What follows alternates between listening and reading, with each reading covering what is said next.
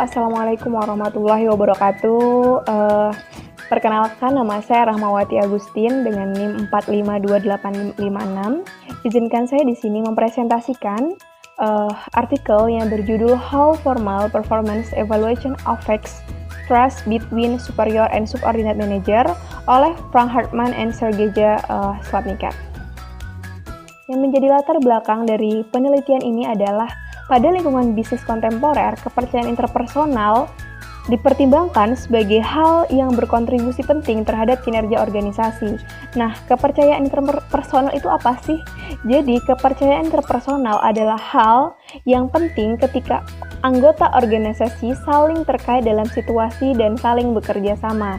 Nah, hubungan antara atasan dan bawahan dapat diperkuat dengan adanya kepercayaan dari bawahan terhadap atasan, sehingga hal ini dapat mencegah terjadinya masalah keagenan dengan memperbaiki pertukaran informasi dan mengurangi perilaku oportunistik jangka pendek.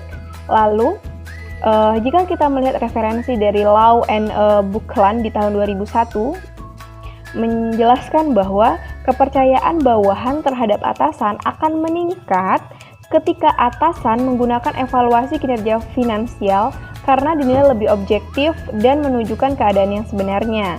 Lalu, jika kita melihat referensi dari Lau and Solihin di tahun 2005, menyimpulkan bahwa kepercayaan atasan terhadap bawahan berada pada tingkat yang tinggi ketika atasan menggunakan evaluasi kinerja non-finansial karena lebih lengkap dan lebih luas. Lalu, dari Malhotra and Munigan di tahun 2002 dan Brunzel and Message di tahun 1999 menyampaikan bahwa pengendalian formal menurunkan kepercayaan interpersonal disebabkan adanya perilaku kerjasama, dan Coletti pada tahun 2005 menyampaikan bahwa sistem evaluasi kinerja formal berpengaruh positif terhadap kepercayaan pada suatu tim. Tujuan dari penelitian ini adalah apakah sistem evaluasi kinerja yang dipilih oleh atasan dapat mempengaruhi kepercayaan bawahan terhadap atasan. Literatur review, yakni tingkat kepercayaan bawahan terhadap atasan menjadi lebih tinggi ketika menggunakan evaluasi kinerja secara formal. Nah, ada literatur review yang digunakan yang pertama yakni yang disampaikan oleh Hopwood pada tahun 1972 menyampaikan bahwa tingginya kepercayaan bawahan terhadap atasan terjadi ketika bawahan diukur menggunakan sistem pengukuran berbasis anggaran. Lalu, Lau and Buckland pada tahun 2001 menyampaikan bahwa kepercayaan memediasi hubungan antara matriks kinerja berdasar anggaran dan job-related tension. Lalu, di tahun 2002, Malhotra and Munigan menyampaikan bahwa memadukan evaluasi kinerja finansial dan non-finansial yang hasilnya evaluasi kinerja formal justru lebih kuat dalam mempengaruhi kepercayaan interpersonal. Lalu, di Coletti et al. Di tahun 2005 menyampaikan bahwa kepercayaan interpersonal akan meningkat ketika sistem evaluasi dapat meningkatkan kinerja yang kooperatif dan adanya feedback atas pekerjaan dari anggota tim. Pengembangan hipotesis yang pertama yakni penggunaan sistem evaluasi formal berpengaruh positif terhadap kepercayaan sebagai adanya level integritas yang tinggi, kejujuran, akurasi, dan konsistensi dalam evaluasi kinerja daripada dengan evaluasi kinerja secara informal.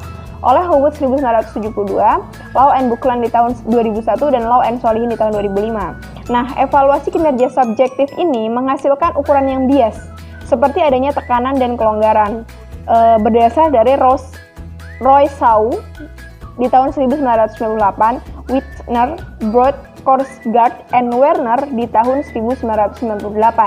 Oleh karena itu, diperoleh hipotesis yang pertama yakni Performance Evaluation and Trust. Lanjut, untuk hipotesis yang kedua. Ketika atasan menjunjung norma sosial seperti kejujuran, akurasi, konsistensi, keadilan prosedural, hal itu dapat meningkat dan akan menyatu dengan kepercayaan pada atasan. Berdasar pada penelitian yang dilakukan oleh Rousseau, di tahun 1998 dan Whitner di tahun 1998 juga.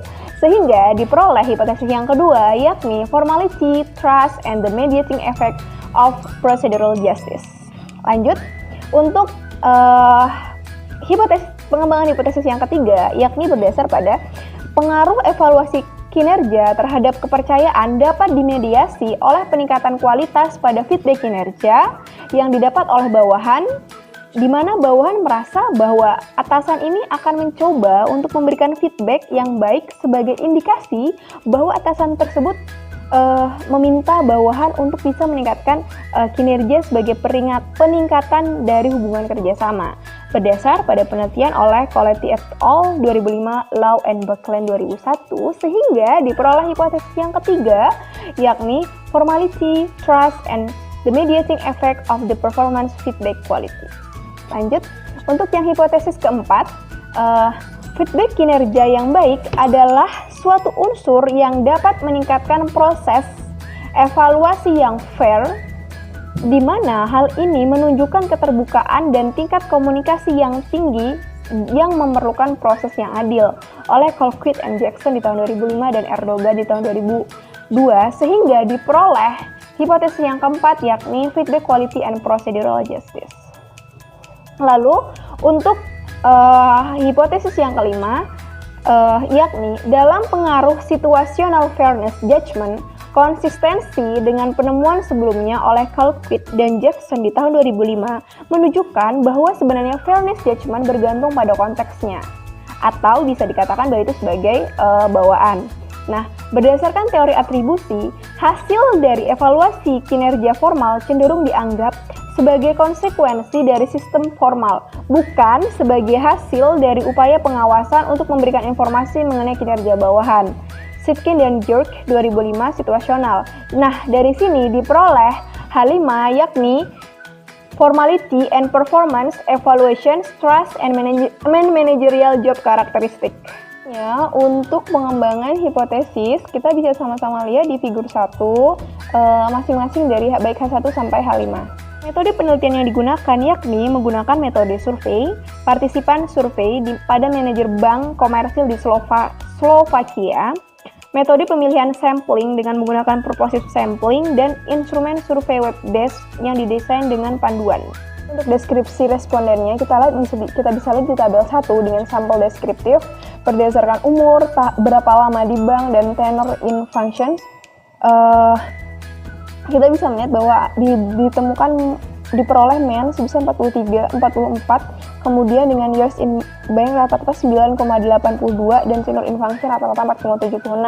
Lalu untuk respondents area of responsibility di tabel 2 kita bisa melihat bahwa subgrupnya dibagi antara dua, yaitu ada front office dan back office. Front office misalnya ada investment banking, dan back office kita contohkan misalnya administrasi ataupun di back office itu sendiri. Lalu untuk participating banks and frequency of respondent, kita bisa lihat dari penilaian dari bank 1 sampai bank 11 dengan prosentase dan kumulatifnya. Selanjutnya untuk measurement model results, jadi ukuran reliabilitas konstruk dari Dillon dan Goldstein 2005 menyatakan bahwa loading factor menjadi dasar ukurannya. Ambang batas 0,70 disarankan sebagai tingkat reliabilitas. Nah, semua faktor loading memiliki nilai lebih dari 0,71 kecuali satu indikator, yakni trust, yang memperoleh nilai sebesar 0,681. Nah, maksudnya seperti apa? Nah, dari sini menunjukkan bahwa secara keseluruhan rehabilitasi item memuaskan. Sedangkan untuk indikator trust yang memuat angka sebesar 0,681 tetap dipertahankan dalam analisis. Alasannya karena rehabilitas konstruk yang memuaskan itu diukur dengan PC yang melebihi 0,83 dalam semua kasus. Ya, kita lihat di measurement model result di tabel 5. Tabel 5 ini menunjukkan discriminant validity. Artinya, elemen diagonal itu harus lebih besar daripada elemen off diagonal. Hal tersebut untuk kita bisa melihat seberapa baik konstruk menjelaskan tentang dirinya sendiri. Lalu, di tabel 6, itu menunjukkan convergent validity dengan nilai AV lebih dari 0,5. Sehingga keseluruhan konstruk reflektif dapat diterima. Selanjutnya, item-item reflektif berkumpul dalam satu konstruk yang sama, dalam artian setiap item mampu untuk menjelaskan konstruknya masing-masing. Nah, untuk struktural model result. Nah, struktural model result ini H1 terdukung, di mana direct effect dari formality signifikan terhadap trust. Lalu H2 tidak terdukung penuh, di mana procedural justice signifikan terhadap trust, tetapi pada bagian formality insignifikan terhadap procedural justice. Lalu di H3 terdukung, sifatnya mediasi penuh. Pada kasus ini, formality signifikan terhadap feedback quality signifikan terhadap trust, dan formality insignifikan terhadap trust. Lalu di H4 itu terdukung, di mana feedback quality signifikan terhadap procedural justice. Untuk struktural model result di hipotesis kelima. Di sini, dalam pengujian hipotesis kelima, peneliti menghitung kembali measurement model dan struktural model dari dua subgrup, yakni manager front office dan back office, yang digunakan sebagai proxy untuk kontraktibilitas tinggi dan kontraktibilitas rendah dari output manager. Lalu hasilnya ditemukan bahwa dalam subgrup yang kontraktibilitas tinggi, formality evaluasi kinerja tidak berpengaruh pada kepercayaan dalam kondisi hubungan langsung, maupun dalam hubungan mediasi melalui procedural justice dan feedback quality. Struktural model result yang hipotesis kelima. Selanjutnya, bagaimana dengan subgrup dalam kontraktibilitas yang rendah?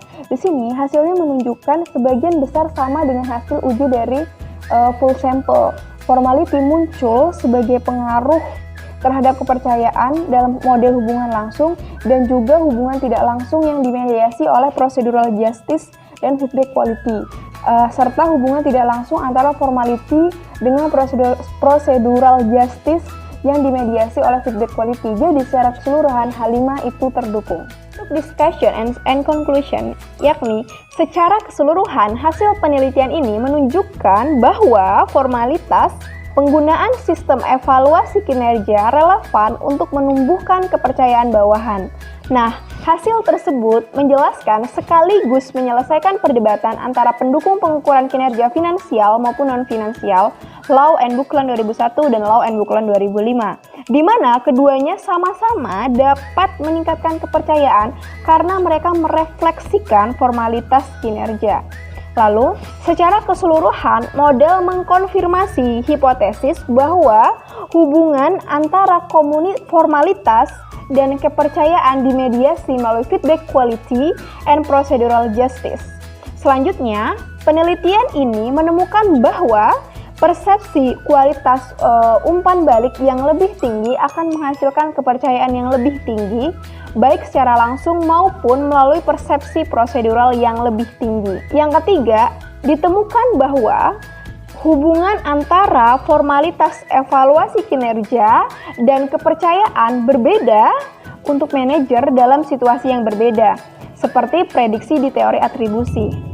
Maksudnya seperti apa sih?